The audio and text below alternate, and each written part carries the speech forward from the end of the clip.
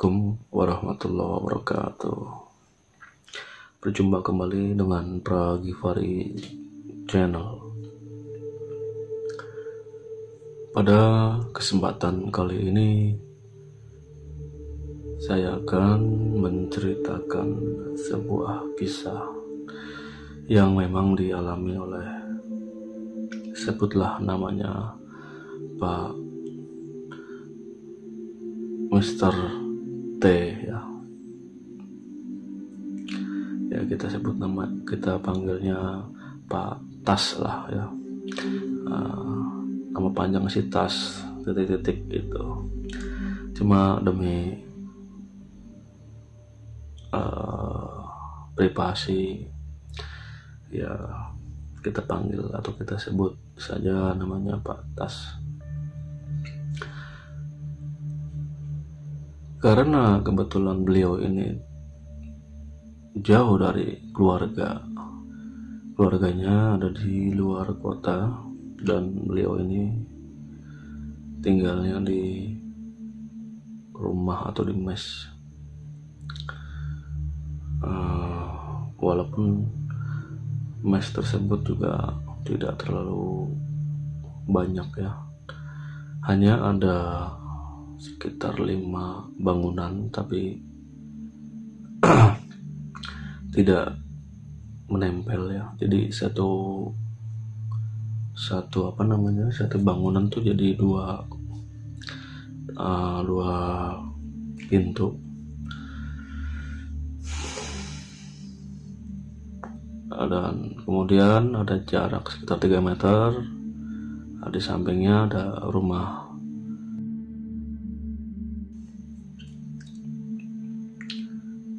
Nah,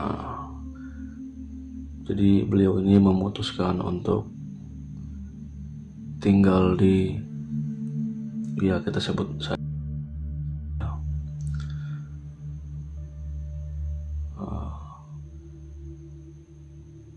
nah memang dilihat dari sejarahnya,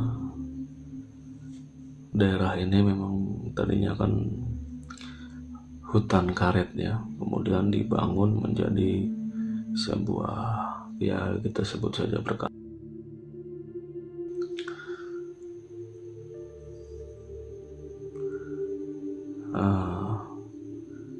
Kebetulan tidak semuanya terisi, hanya ada beberapa yang mengisi. Pak Tas ini, beliau mengisi, tapi mengambil pintu yang sebelah kanan, karena pintu yang sebelah kiri sudah diisi oleh seseorang. Ya sama juga, beliau ini jauh dari keluarga juga, tapi ya kadang-kadang sering kosong juga sih kalau yang sebelah, ruangan sebelahnya Pak Tas ini ya.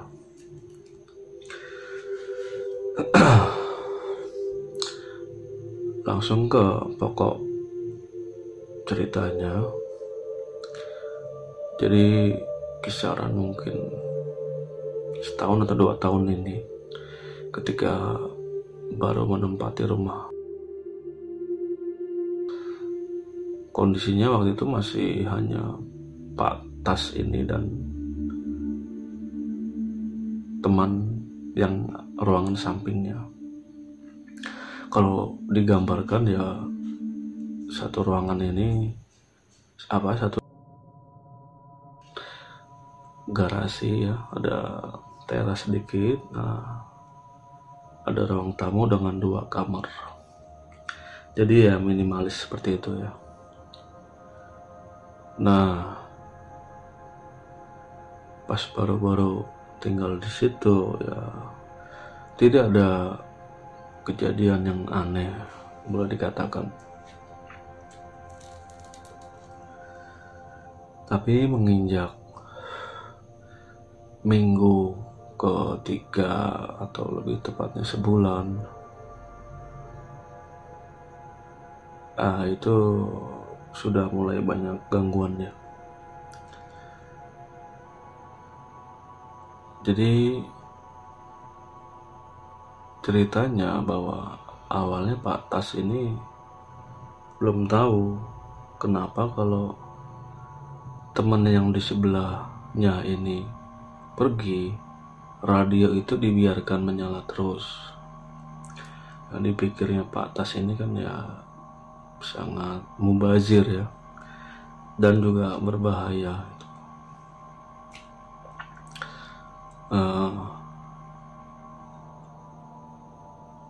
Tapi ternyata memang ada yang melandasinya,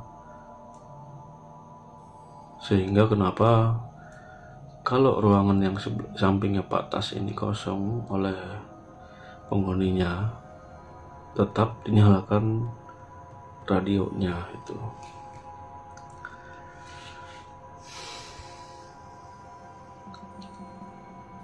Dan Pak Tas sendiri ketika mengalami itu juga boleh dibilang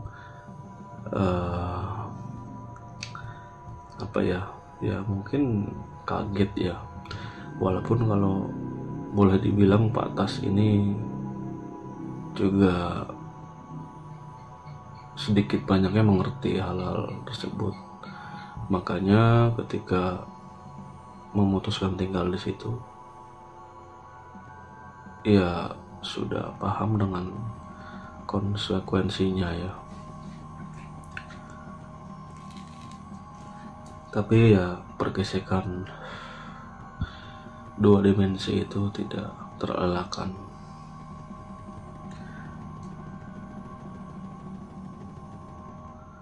Jadi pernah di suatu malam Pak Tas ini sekitar ya jam 1:30 di ruang samping itu, di kamar mandinya ada terdengar suara orang mandi. Ya layaknya orang mandi ya, jadi suara air tuh biur gitu.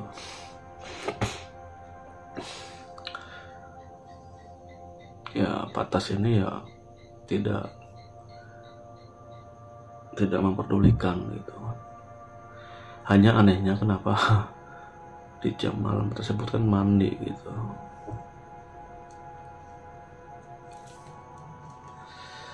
Kemudian keesokannya pas dilihat, ternyata memang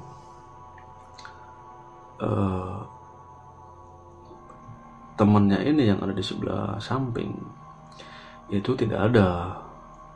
Jadi ternyata kosong. Dan waktu itu memang radio belum dinyalakan ya, gitu. Nah kemudian selang beberapa hari kemudian Pak Tas ini ketika bertemu dengan temannya menanyakan apakah waktu malam kemarin jam sekian mandi gitu. Tanya Pak Tas ini. Ya temannya ini ya mengatakan bahwa dia sedang menginap atau lebih tepatnya pulang ke rumahnya di luar kota. Ya mendengar itu Pak Tas sendiri juga ya mungkin hanya kaget aja sih gitu. Nah kemudian tidak lama dari itu yang di sampingnya ketika tidak ada di rumah pernah beberapa kali memang menyalakan suara radio gitu. Nah di sini sendiri juga mungkin Pak Tas belum paham tujuannya apa, karena memang boleh dibilang itu tadi ya pemborosan gitu. Nah kejadian suara orang mandi ini terdengar lagi dan tentunya dengan suara radio yang sampai keluar pun kedengeran. Nah, di sini Pak Atas sadar bahwa yang di samping ruangan ini memang sedang tidak ada ya, tapi kok ada suara orang mandi gitu.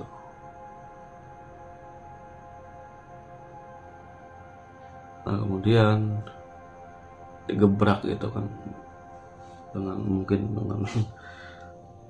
dengan bahasa yang istilahnya menegur, lo mandi jangan usah malam-malam, kertak Pak Atas itu. Tidak lama memang langsung hilang suaranya kan.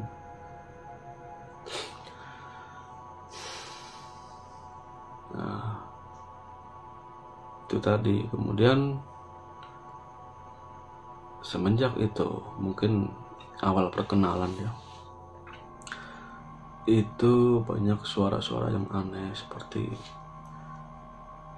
karena memang posisi di depannya itu masih ada satu blok pohon karet, dan kemudian di belakangnya juga masih ada kebun tanaman liar ya.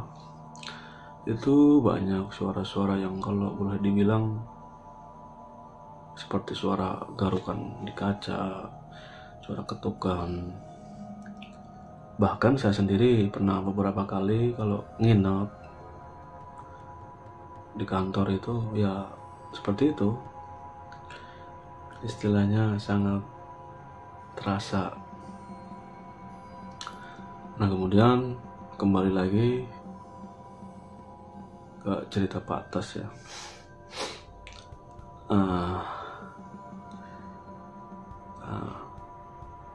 Ketika Pak Tas ini bertemu lagi dengan teman yang ruangan samping ini, dia mengatakan lagi bahwa pasti kamu kemarin pulang ya, gitu. Langsung nembak seperti itu ke temannya. Dan memang benar bahwa temannya ini tidak ada di ruangan. Jadi lebih tepatnya memang seperti dua buah rumah tapi yang saling menempel, tapi dengan ada tembok pembatas gitu. Seperti kalau kita lihat tuh model BTN lah, seperti itu kan. Masing-masing punya halaman. Nah, temannya baru bercerita bahwa kenapa selama ini kalau memang ditinggal pulang itu radio selalu dinyalakan. Itu ada alasannya juga. Dan ketika temannya Pak Tas ini pulang, di kamar mandi, gayung selalu diletakkan di bawah. Karena apa? Jika tidak diletakkan di bawah, air yang ada di bak itu akan habis. Ya entah habis karena baknya bocor atau menguap, itu juga tidak tahu, kata temannya Pak Tas ini kan. Jadi habis itu.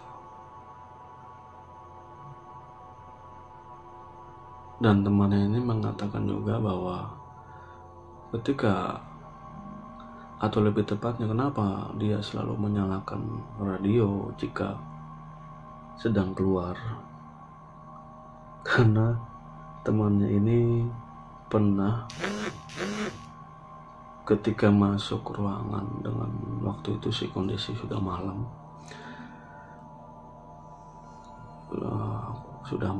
dan hujan ya. Itu pas membuka pintu di ruang depan itu, dia melihat sesosok perempuan. Ya tahu ya, sudah ketebak.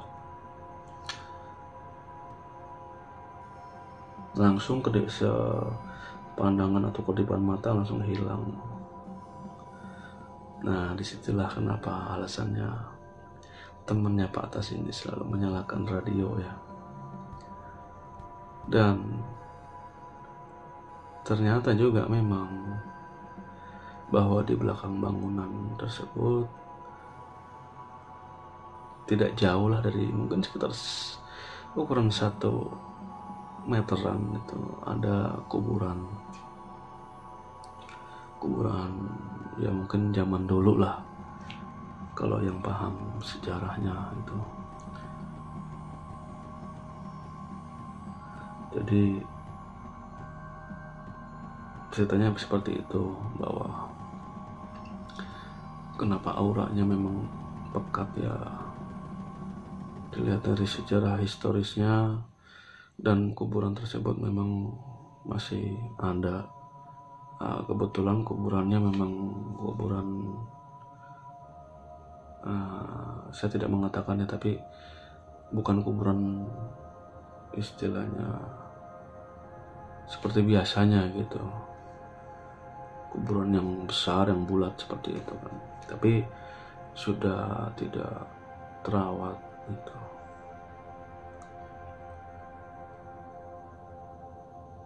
Karena kalau saya jelaskan secara detail kan takut ada kesalahpahaman atau apa, jadi saya hanya jelaskan secara globalnya gitu.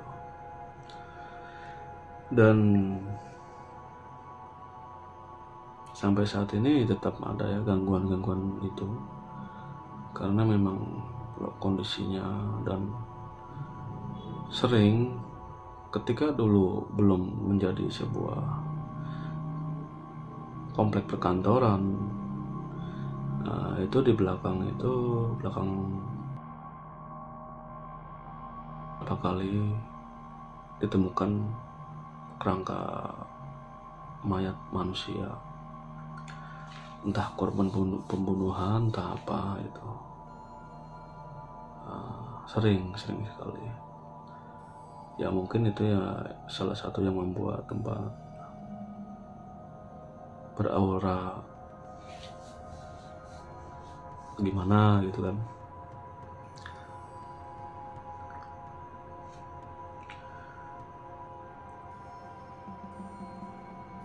Dan memang betul bahwa Pak Tas sendiri mengatakan ya, hanya dengan kita mendekatkan diri kepada Allah Subhanahu wa Ta'ala dan juga Tuhan, dan menebalkan keimanan, semua itu ya dianggapnya hanya sebagai fenomena alam biasa. Jadi tidak boleh kita anggap atau kita takuti yang berlebihan gitu.